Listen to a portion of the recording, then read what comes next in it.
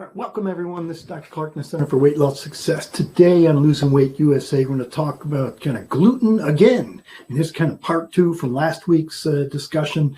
I'm really kind of focusing more on not just the gluten, but more of the wheat. Is it really a wheat problem or is it a gluten problem? Or obviously the two are very closely interrelated, but we're kind of this time kind of directing it more towards the wheat side of the whole thing. And is there actually just a problem there from just the grain itself? Okay. All right. Welcome to Losing Weight USA, real-time answers to your weight loss questions. Some of the latest updates of weight loss research, a little bit of expert advice. Gives you direct access not only to me, but you should be receiving the health tips and recipes via the membership portal. And again, I encourage people to get into that membership portal. That's why it's there. We keep updating, you have all kinds of educational things in there. Okay, each webinar is going to last about 30 minutes or so. If you have questions, type them into the chat box. We'll get to them at the end. If you think of things once we're all done, just give us a yell here at the Center for Weight Loss Success. The email is success@cfws.com. Phone number 757-873-1880, which you can also text to. All right, so let's dive in here. So we're going to be talking about gluten part two, which is really we're really going to concentrate more on the wheat side of the whole thing. All right, there we go. Wheat. Why are you everywhere? And it does seem like it is in just about everything. Start out with a couple little quotes here from a couple of physician authors. And they're actually, I took a lot of the information off this discussion through a couple of books, which I'll give you the resource at the end of there. One's Wheat Belly by Dr. William Davis. The other one is Grain Brain by Dr. David Perlmutter. And there's two kind of quick little quotes by them. The first one by Dr. William Davis is, "The world's most popular grain is also the world's most destructive ingredient." Second quote by Dr. David Perlmutter is, "Gluten is our generation's tobacco, addicting and potentially causing long-term problems." All right, so let's go into some of these things. Why would they actually say those things?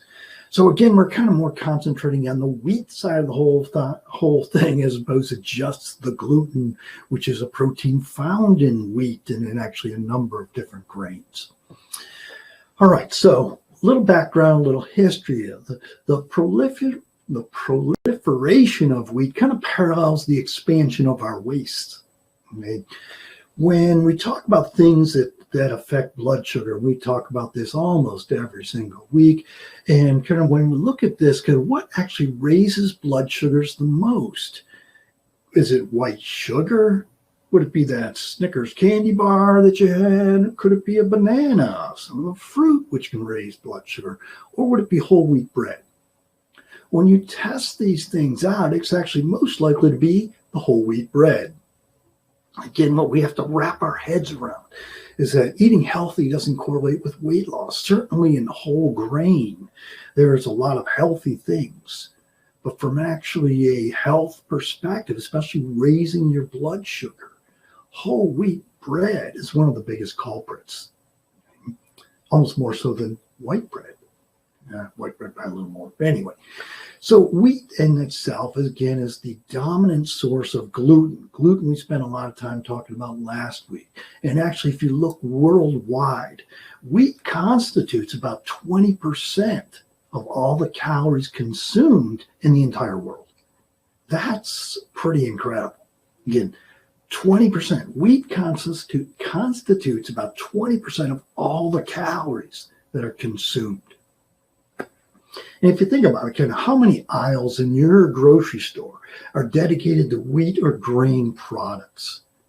Certainly the bread aisle, but baking aisle, the snack aisle, the cereal aisle, the pastry aisle. Basically, there are a number of aisles kind of along the entire grocery store that is mainly wheat products. So wheat is in almost everything. And part of things when we start discussing this, and actually we start talking about low carb and low low carb diets type of thing, is that we have to let go of a few, what I call urban legends, few kind of myths that have been out there forever. And the first one is that we have to let go of that low fat and high carbohydrate diet is good. Because that's kind of what's been pushed on us literally for the last 40 years or so. And again, we have to let go of that low fat, high carb is good. Second thing is that we have to kind of let go of is cholesterol is bad. As we've talked about in the cholesterol discussion, is that literally every single cell in our body has cholesterol in it. We would die without cholesterol. So it's not that cholesterol itself is bad. That's a myth. It's that kind of what is your body doing with the cholesterol, and could it actually cause some of the problems? Yes, that is true, but it's not that the cholesterol itself is bad. All right, so backing up on some of the history of wheat. Okay, wheat was first cultivated long time ago, literally almost 2,000 years ago, around 330 BC, and it was referred now to as einkorn wheat. So this is kind of the first wheat that was first cultivated back in the day, long time, literally a couple thousand years ago. Since then, wheat has changed dramatically. And kind of over the past 50 years, it's changed dramatically. It took incredible leaps and bounds. It changed dramatically. And part of that is because of the genetic modification, that GMO, genetic modification. And so we find now there's many hybridized, they're crossbred wheat strains, and they're done to kind of make it more resistant to disease and drought, but also to increase yield so we can grow a lot more. We can feed a lot more people in the world by increasing the yield. We can do it on smaller plots of land, easier to take care of, that kind of easier to harvest, all these things. So it's been hybridized, crossbred, and all of this over the last 50 years. And it has increased yield, literally about 10 times. Yield has increased about 10 times over the past 50 years. And certainly it has increased tremendously from 2,000 years ago up to 50 years ago too. A lot of agricultural things have slowly increased, gotten better. But we do have to kind of look at that modern wheat has been so modified that today's wheat strains actually can't even survive out in the wild anymore without us fertilizing, pest control. If they were just left out there to grow on their own, it's like they wouldn't even survive. They have to have all this other things go along with it, which we can argue one way or the other. Now, with all these modifications, though, what hasn't been done is to test all these new strains. And are they actually safe for us? It was just kind of assumed to be safe because it was safe to begin with, meaning that, okay, we had healthy wheat, but then all these modifications occurred. Each modification wasn't tested. It just assumed, hey, we do this modification, we get a little better yield, and subsequently, and then it's safe, right? But it hasn't been actually tested. So they were assumed to be safe. And the real question, is that really true? Okay? And again, the wheat and the wheat gluten itself has undergone significant structural change with all these hybridizations.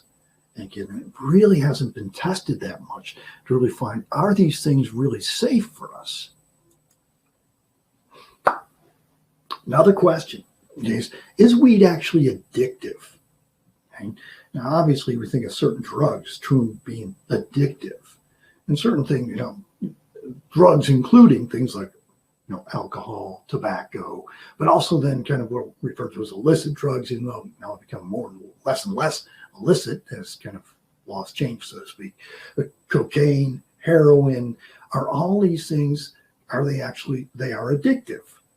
And that's been shown. And it's because they can supercharge, literally hijack your brain and the central nervous system. And so they become addictive, that people once they start having these things, they become addicted, which basically means they want more and more and more. So they get cravings, they want these things. Plus there's withdrawal when they don't have those things, which cause significant poorly tolerated side effects. Okay. So those are what we refer to as exogenous drugs, right? Okay. But then our body actually makes what we refer to as endogenous, kind of opioid-like products, like endorphins. And those are more kind of feel-good things. Okay. So your body makes some of these products similar to what a drug can actually cause, an addictive type of drug. These you sometimes hear people talk about during exercise, the runner's high. So these are endorphins that kind of kick in, and they're kind of feel good things. Okay. And they kind of kick in when we're in really great moods and things like that. So our body produces some of these things. And I'm not saying that's bad. It's like, no, it actually can be a good thing. But then there's other exogenous things or opioid-like products that are actually found in some of the food we eat. Specifically, gluten exorphins and gliadorphins. Again, goes back to the wheat, but these are kind of feel-good type of things, a very temporary type of thing.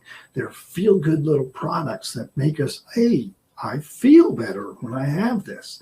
And the point there being, or the potential problem really there being, is can they then actually make you crave another hit? It's kind of, some people truly crave chocolate. They really crave carbohydrate. Do they make you actually crave another hit? And these are things that are being studied. And I think they're very real. Right? Not studied all that well. Just keep these things in mind. Kind of hitting a bunch of little topics here. Okay? Now, what about just wheat and obesity? Wheat and weight, I'm going to call it that. We know that carbohydrate, wheat being carbohydrate, wheat and carbohydrate, they lead to increased blood sugar swings, kind of up and down, which then, whenever we have blood sugar swings up, we get big insulin swings up. And so it increases insulin levels. We know this occurs. And the issue there is, okay, increased insulin, increased blood sugars, increased insulin leads to increased visceral fat deposition, which basically means around our internal organs, which is what accounts for that barrel shape, which we're all talking about, the visceral obesity, which then causes worsening of many other medical problems. Okay. Wheat also, that's just kind of, wheat by itself is a carbohydrate. This is what it does. Any carbohydrate potentially can do that.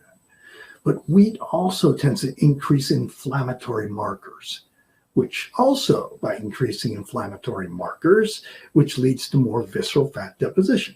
So that, again, that has not so much to do with, the carbohydrate amount, but just that wheat also incites inflammatory markers. And we kind of talked about this last week when we talked about the inflammatory changes that occurs with gluten for people that are truly gluten intolerant, and they truly have celiac disease, in that it causes significant inflammatory changes.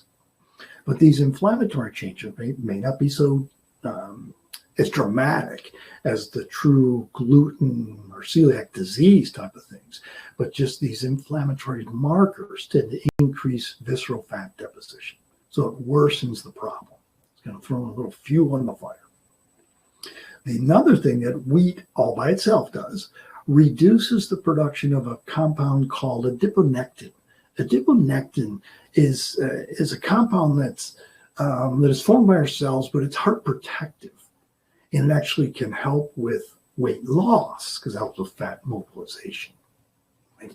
So wheat, again, reduces the production of that molecule, which can actually be protective and helps prevent the weight gains. It actually helps in weight loss. So wheat, not just with the blood sugar swings. Now, we touched on this part of it last week a bit, the wheat and just intestinal disease. That's what celiac disease is. Celiac disease is a major problem. It's from the gluten. Gluten is found in grains, wheat being the major grain that it's actually found in. So celiac disease is the biggest problem. Okay, that's about around 1% of the population may have this. And it truly is that we form an immunologic problem. We form antibodies to the wheat gliadin, okay, and that's the gluten, okay, found in the blood. And so subsequently then it causes these inflammatory changes. You can measure these antibodies in your bloodstream. So it could check blood samples and see if those antibodies are there. Okay. And again, it also causes inflammation of the intestinal tract, which is then damaging the lining of the intestinal tract. But even if it's not that full-blown celiac disease process, it also tends to kind of worsen irritable bowel type syndrome, reflux problems. So you tend to get more bloating, cramping, gas, constipation, diarrhea, there's alternating constipation, diarrhea type of thing. And these are very significant problems if you're the individual this occurs to. And it actually is incredibly common. So, okay, then what about just kind of wheat diabetes? Diabetes obviously is a worsening problem throughout society. Certainly is a very common problem as weight goes up. Okay, the two are closely related. Diabetes, weight goes up, worsening diabetes. They're both two kind of snowball together there. Okay. So wheat and kind of diabetes, this was specifically, it's more diabetes type 2 we're talking about, where that true insulin resistance, which again, we mention almost every week. So again, wheat increases blood sugars. We talked about that, just one of the easiest things to make blood sugars go up and down. So we can increase blood sugars almost easier than just about everything else. Years and years ago, thousands of years ago, not just 10, 15 years ago, thousands of years ago, diabetes mellitus actually was basically unseen. We're talking about diabetes type 2. Diabetes type 1 was also basically unseen, is because people died. In that diabetes type 1, they don't make any insulin. If you don't make any insulin, you actually can't survive. It's a wasting disease, and subsequently people died from it. Okay, so those people weren't around. Okay. Diabetes type 2 was basically where you're insulin resistant. Well, diabetes type 2 is pretty much unseen in hunter-gatherer societies until we started to have the introduction of cultivating wheat and grain. And as we kind of produced more and more of the wheat and the grain, and more grains were used as truly providing all the calories that people needed in the world. Subsequently, now we're seeing diabetes type 2. Okay. Wheat consumption then has slowly increased throughout the generations, okay, literally thousands of years. And so recently, okay, it's been a good on average about over 130 pounds a year. And that's wheat consumption, not just kind of sugar consumption, carbohydrate consumption. It's like, no, wheat consumption, on average, about 133 pounds a year. All right, well, let's look at something else, something we don't normally consider. Kind of, what about wheat and aging? Well, obviously, we all get older, right? Yeah, we all get older. But really, it's not the aging that's the problem. Not that just, hey, we clicked off another year. It's the other things that occur with this. And when we talk about what are the problems with aging, it really is three things. I probably said this before, but I'll digress to say it again. Three things: losing our eyesight, losing our memory, and losing our mobility. That's the problem with aging right there. Okay. So we'd like to age as slowly as possible, right?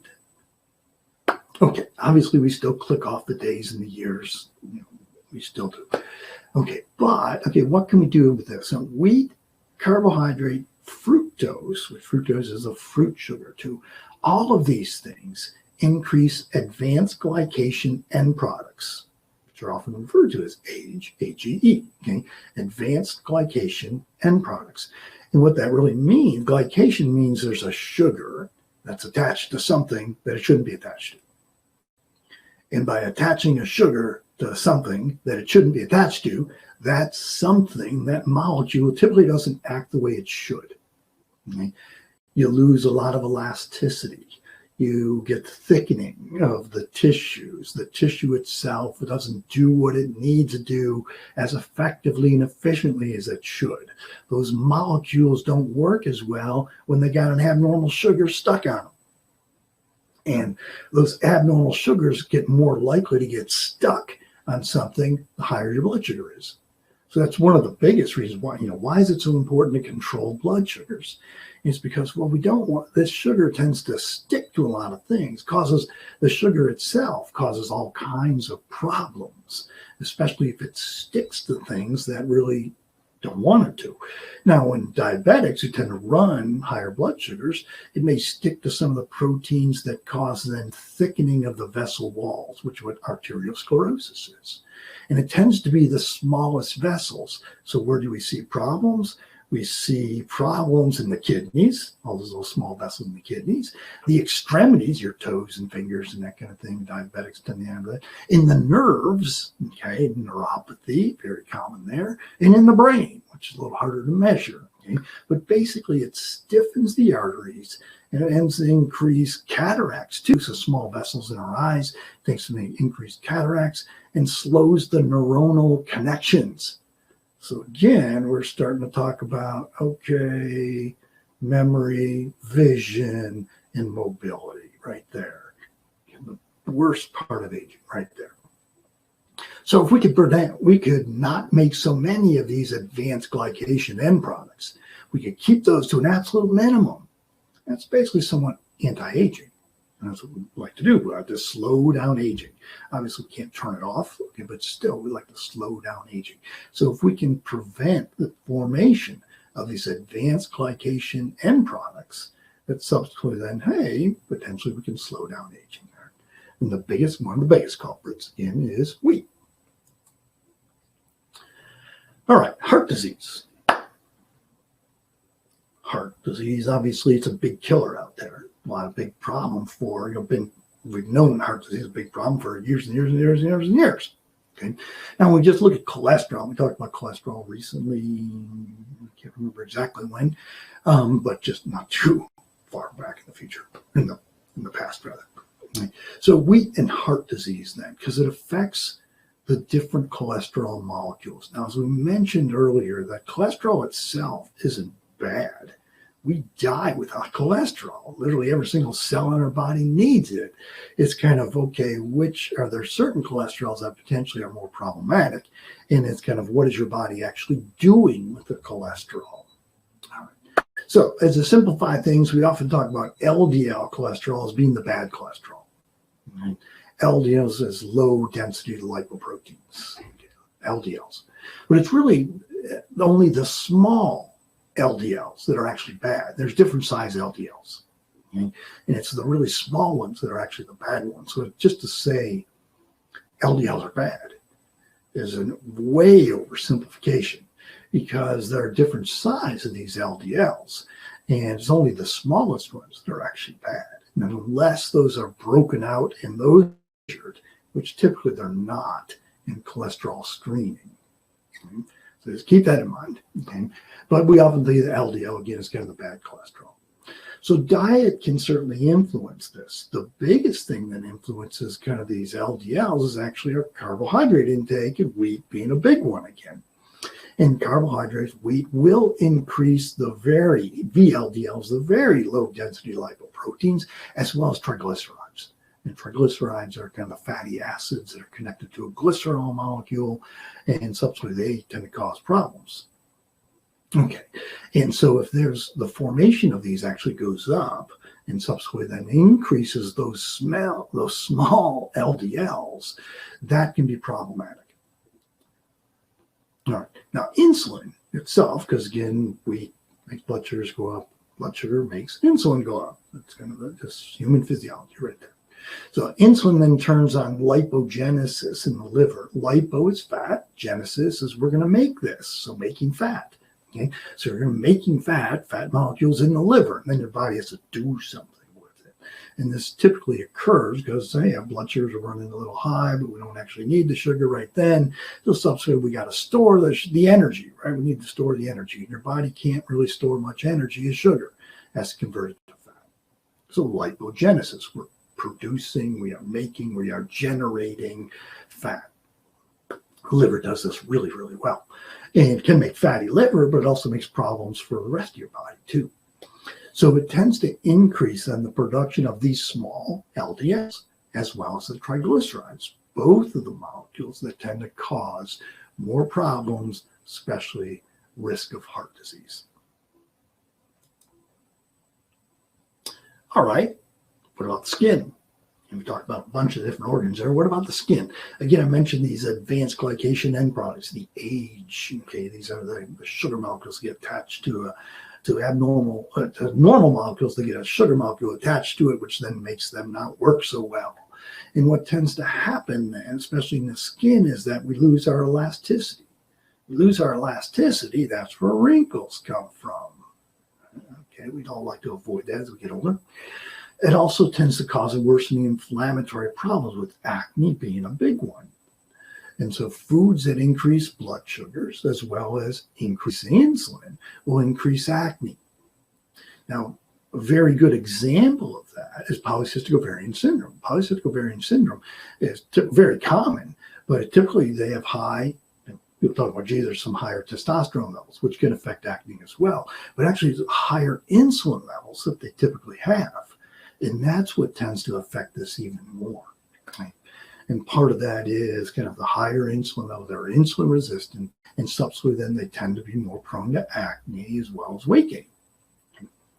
Wheat also tends to all by itself cause what's called dermatitis herpetiformis, which is basically an inflammatory condition of the skin. Also increases mouth ulcers.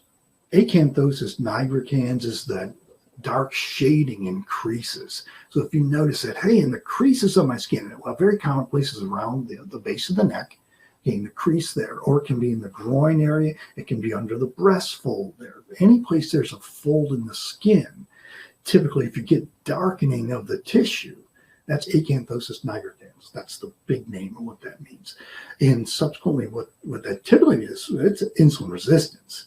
But it also tends to get this darkening of the skin, and it's these age type of things. Psoriasis, which is a common skin condition, pyoderma gangrenosum, which sometimes worsens with hidradenitis type of thing, and then just eventually hair loss. Gee, it's all caused by some of these problems related to glycation end products. That's advanced glycation end products there. All right, what about the brain? Yeah, obviously we like to prevent brain problems. Again, what's the worst part? One of the worst parts of aging is both related to the brain is vision and memory. Try to keep those. All right, so wheat in the brain.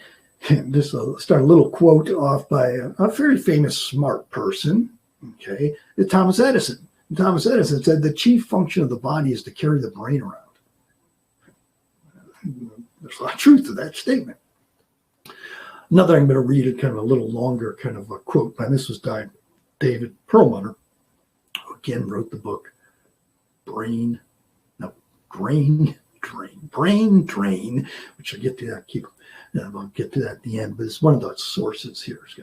David Perlmutter said, the origin of brain diseases is in many cases predominantly dietary.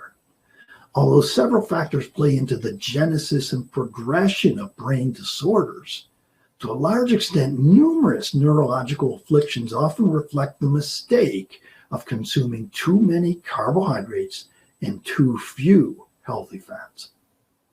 Now, if you just look at kind of what our ancestors died, thousands of years ago, hunter-gatherers, was their diet versus kind of the USDA recommended diet up to about, just a few years ago. Ancestors' diet, about 5% of it was carbohydrate, because there just wasn't a whole lot of carbohydrate. They were eating some plants, but mainly it was protein and fat, 20% protein, 75% fat. Now, nowadays, kind of the USDA diet, which has been really over this last 40, 50 years, it's pretty much 55 to 60% carbohydrate, 20% protein, and about 20% fat. Big difference there. And then subsequently then, is this actually then causing problems, especially with the brain itself? So almost all degenerative conditions are associated with inflammation. We know that from a lot of disease process associated, heart disease, mainly inflammation. Okay, and brain problems are mainly inflammation, chronic inflammation. So almost all degenerative conditions are associated with inflammation, and the biggest instigators of inflammation is often carbohydrate and often gluten, wheat product. Both of these increase the production of cytokines. Cytokines are inflammatory molecules. And when someone has a big rip-roaring inflammatory process, including infections, the cytokine that goes way up. And you sometimes hear, this year or so, talking about COVID and problems, COVID infections. A lot of it is the inflammatory problems that occur with the actual underlying infection. And it's these inflammatory problems that make the disease process even worse. The assault on the brain is a little harder to recognize until it's too late. Until all of the big trauma's already occurred. So the real question really is, what if everyone are all sensitive to gluten from the perspective of the brain? Okay? And it's not just do you get gut symptoms or skin symptoms, which we look at, things like that. But the brain, typically, once we get symptoms, it's probably too late. And what if we're all sensitive to gluten from the perspective of the brain? That's an important question. I don't know the answer to that question, but it is an important question there. All right, as we kind of mentioned, getting at the brain here, the exorphins, the temporary, they tend to be temporary, but they tend to be inflammatory. And inflammation can affect everything, including the brain. It can affect balance problems, peripheral neuropathy, which is a common problem with diabetics. Okay, just that the nerves don't work as well anymore. Worsening migraines, brain fog, mood swings. Are these things all related? And the answer is, they may be. Again, we don't know all the answers about this, but it's something seriously to consider. So just to in summary, wheat, it's everywhere. It's in many, many, many, many things. And it's probably not helping you, even if you're not physically getting a GI problem from it. All right, a few tips then, we talked about last time, going gluten-free, and it's a reiteration of last week said. Going gluten-free doesn't necessarily mean eating gluten-free. What I mean by that is there are a lot of labels out there that says gluten-free, but they still can be really high carbohydrate. And subsequently, which can still cause the big blood sugar swings, which may still be at the root of the real problem there. Gluten itself being a problem, but blood sugars also being a problem. And with that, then, remember the core of the eating plan. I say this over and over again. The core of the eating plan, again, just three things: hydration. Water's the best thing to drink. Good protein sources, which from food, the best ones are meat, seafood, cheese, and egg. And then filling in with vegetable salad stuff. And think about it. Vegetable salad stuff is truly gluten-free. The best food, the best nutrition comes from basically real food, whole food, eating clean, eating green, the best nutrition comes from food that has no labels on it. And again, I say this over and over, there is no such thing as carbohydrate deficiency or wheat deficiency either. There's no such thing. Someone says, you have to have this much carbohydrate. Well, that's not really true.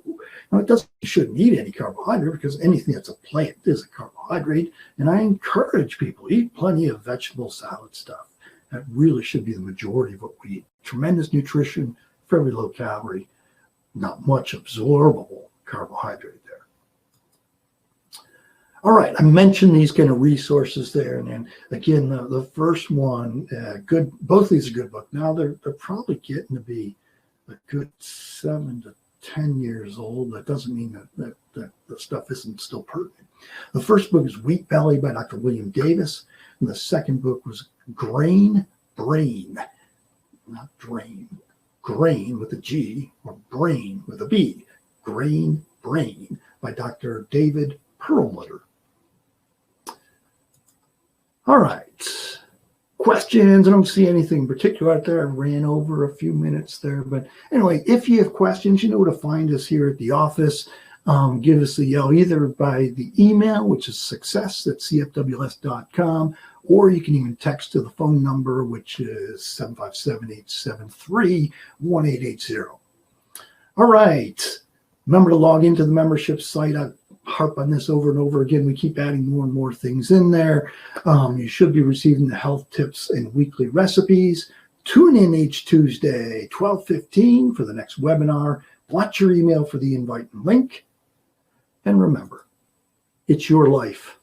Make it a healthy one. Have a good day, everyone.